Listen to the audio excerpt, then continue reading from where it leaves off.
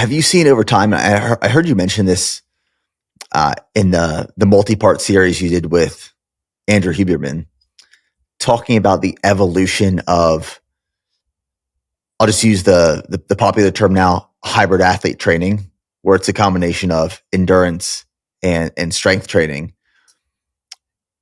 And you had a really great example of kind of the evolution of that journey over the last couple of decades, where historically strength athletes wouldn't even touch cardiovascular conditioning, and then endurance athletes wouldn't touch strength training. They'd run away from it. And then over time, we've seen people add it back in, pull it back out, add it back in. Where have you seen that evolution kind of come from and go to, and where are we moving into the future? Like, how are endurance athletes respecting strength? How is strength respecting endurance? Sure. I'll give you the short version of that story and land us home here with where I think we're at right now. If you look at the history of exercise science and exercise physiology as a scientific discipline, this all started in what was called the Harvard Fatigue Lab. And this was literally a lab designed in the early 1900s to study fatigue. Now, this was not about sports, but this was for industry. So how long can somebody work in a coal mine? What's the minimum amount of calories we need to send our soldiers to? How much water does somebody need at 100 degrees, 105 degrees? It's things like that, right? So working in factories, military, things like that. So they were studying fatigue, calories, thermal exhaustions, hydration, things like that. Okay, so that started moving along. Then the World War II ended and that lab shut down. Funding ran out for it. And a few years later, we had some things change the history of human sports, if you want to call it that. You had Roger Bannister. You had the Mount Everest was climbed 1954, I think. The same time you had the 4-minute mile eclipse, 1954. Same year you had the DNA double helix stuff start coming out, right? So all this stuff starts coalescing and it's like, whoa, bam, sports become huge. Now, 1954, there becomes a science for exercise and a science for performance and a science for physiology. So then you have a 20-year run where you have scientific fields moving into exercise performance, people running labs, building human performance labs, and looking at nutrition. This leads you up into the 1970s, where you have nutrition coming on board, and we start to realize, oh my gosh, carbohydrates are really great for exercise performance, and protein builds muscle. And we didn't know these things prior to this field emerging. Well, that entire field of scientists were endurance athletes.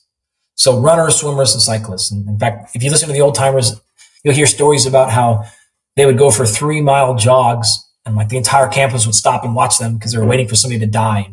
You know, it's like, that's how foreign exercise was in the 1950s and 60s. It was at this time, you still had a large amount of people talking about, even in the scientific community, that strength training was bad for you. There's a good reason for this. One of the most staunch advocates of it in the early 1900s died of a heart attack early. And so people were like, see, we told you, you're going to die. And so it was a very anti-strength training and starting to promote endurance, running and cycling and swimming in the 1950s, 60s, and 70s. All the science was in those areas because that's what the scientists in those areas liked to do personally. You start seeing the explosion of the marathon. People are signing up for it. It's becoming a pastime, an activity. Women get introduced much later, but when they get in, like that participation explodes. In the 1970s, though, that all started to change because Arnold Schwarzenegger, Pumping Iron, came out, and people started going, whoa, well, he's not dead. Lou Ferrigno's not dead. And wait a minute, he literally is Conan. He's these guys are the Incredible Hulk. You can literally take a normal person and make them into a superhero. I mean, just think about the power of that in 1970, 1975. There isn't the internet, there isn't the TV, and you have these young kids with comic books, and then they're seeing a real person in that character. It's like, holy shit. So now you got a whole generation of people going like, I want that. How does that happen? And so now scientists start studying that stuff, and it turns out people aren't dying from it. And it turns out we're not losing flexibility, and we're not losing any of these other things that people, the negative claims. In fact, it's the opposite. These people are healthy or healthier with greater ranges of motion.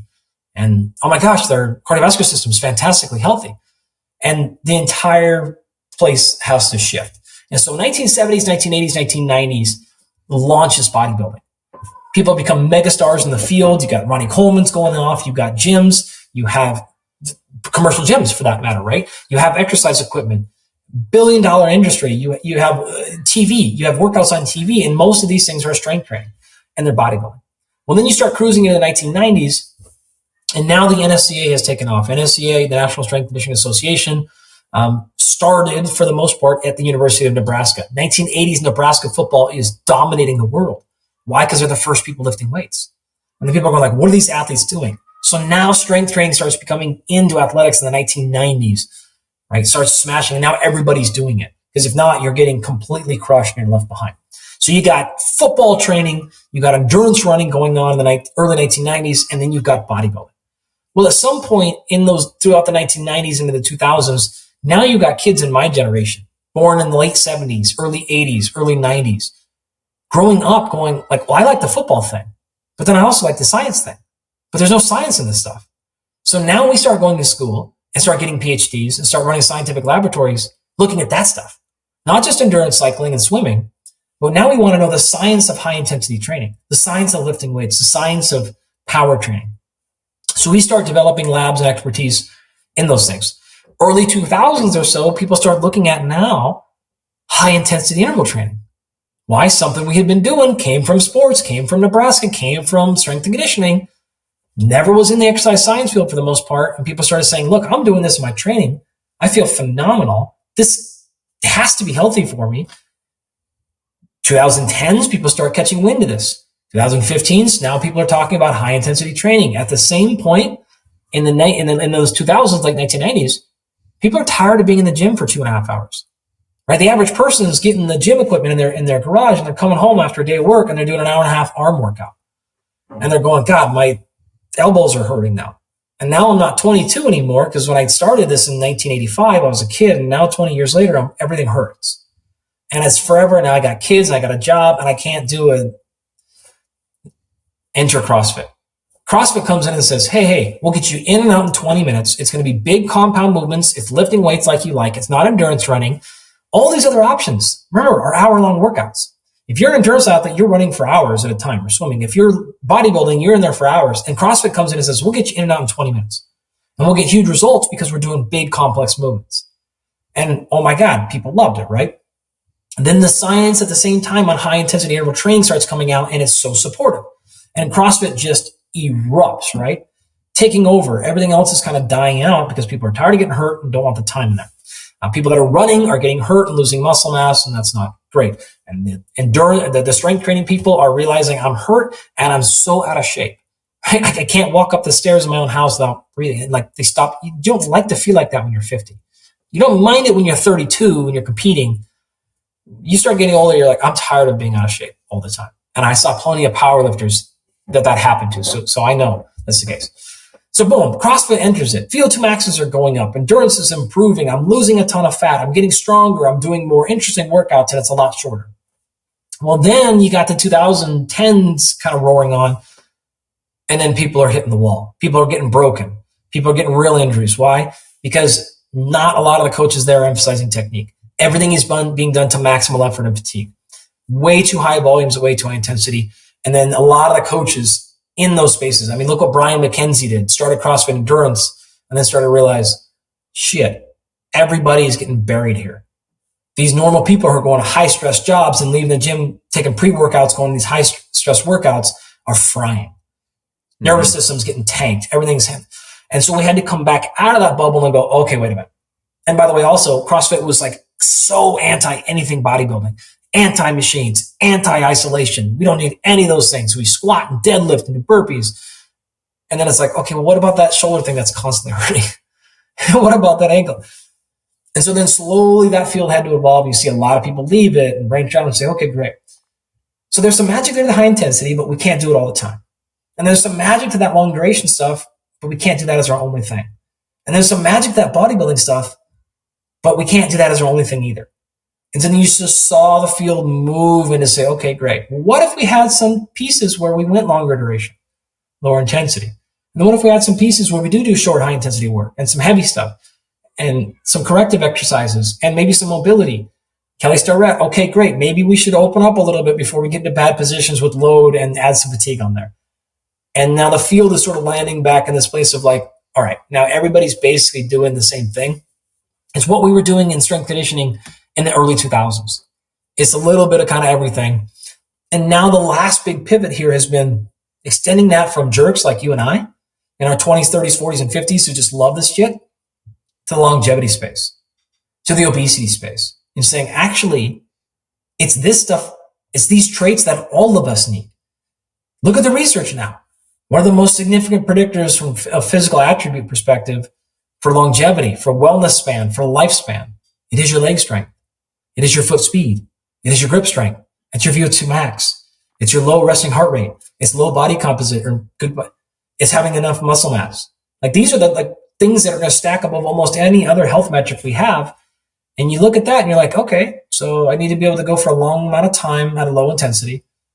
I need to be able to be relaxed and calm. I need to not burn myself out. I need to have some high quality muscle. I need good mobility and flexibility and balance and speed and power. And you're like, all right, I'm pretty sure I just designed an athlete. So we all kind of just landed back on being like, I guess we should all just be as athletic as possible. I don't really care if you can shoot the basketball very well, but we should have the rest of those attributes for most of us to live our best lives as long as possible. And what it took us about 50 years from the 70s to kind of come back full circle. I call it 100. 100. Yeah, because I mean, really, you started this thing. This genesis happened again, 1919, 1912, 1924. Like these are some big landmark years in the field. We're basically 100 years later. We didn't do much for the first 25 years in terms of like sport performance, but the genesis of exercise physiology and nutrition for exercise and energy balance stuff, it's really basically a 100-year-old field. So that's why I'm loving my training personally right now. I'm training for a High Rocks, and the last couple of years I've done bodybuilding competitions, Ironman triathlons, ultras, marathons. And what I found with this High Rocks training right now, it's a perfect balance of all things where I have my easy runs, 80% of my runs weekly are easy runs. Then I have my tempo workouts, I have my track workouts, critical velocity. I have my strength training, which is a good balance of power, strength, and hypertrophy. And then I have my high intensity interval training, which is my High Rocks simulation circuits like I'm going to do one this afternoon. And I truly feel like right now I'm in the best shape of my life because it's balanced across all of those different disciplines. Feels great. Yeah. I mean, what you're going to see is most people will have that answer. If you were, again, my answer was different when I was in my 20s. I really just wanted to be powerful and strong. I didn't care about my overall fitness or conditioning or endurance at all. And now, a little bit older than that, I'm much like you. I'm like, I actually feel really good when I can go up and down the mountain for 5 hours. And like, I feel great after that. But then I definitely want to do some stuff really hard and I want to get after it. And then, but you got to balance that so I don't hurt all the time. Because eventually you just get really tired of hurting. Yeah. I've gone through those evolutions where it's all in on strength, all in on power, all in on size. Eat as many calories as possible. Don't run. Don't take the stairs. Limit movement as much as possible. So I've gone to all the extremes. I've gone to the extremes of just endurance training where I stop lifting because I want to lose size. And you find out going all in on one, sometimes is required for that goal. Yeah. But holistically, overall, it's out of balance. Well, I'm super into it, man. Like I'm super into, I don't think people should do the same training their entire life. I agree. I think you should totally do a year where you optimize for surfing. Do 6 months and you do a CrossFit competition. Do these periods. Like you have so many years of athletic life in you. You have decades and decades. You don't have to be well-rounded your entire life. I think you should absolutely optimize for a hunting trip 1 year and like just do all kinds of different stuff. I think, again, most of us feel pretty good when we're doing all of it a little bit there, but I think you did it the right way because now you can look back and one, you had a lot of fun, man. I'm sure you did all kinds of cool stuff and you probably will again. It's so much fun. Like hopefully you'll do another bodybuilding competition maybe or something, right? And then you'll go do another triathlon. I think that's great. I think everyone should do that. It keeps it fresh and you get humbled. You get humbled by the things you don't know. You're learning a new skill. You're a student again. And it forces you to remove ego to get better. Yep. So I enjoy it. Yep. I mean, my friend Dan Garner had his first kid, and as a lifelong, he was an athlete back in his younger years, but he's basically a bodybuilder for the most part. And he had his kid. He's like, all right, I'm going to run a marathon in my first 6 months. Not a runner at all, at all. And then I think within 6 months of having his kid, he ran his marathon, a reasonable time too. And then he had a lifetime PR bench press. So he was just like, all right, I'm going to do something entirely different. And then he's done some bodybuilding things since then, but he's done a different stuff. So I think it's a really cool idea to have lots of different goals. And I don't think people should stay with one thing for more than a few years, at least. I agree.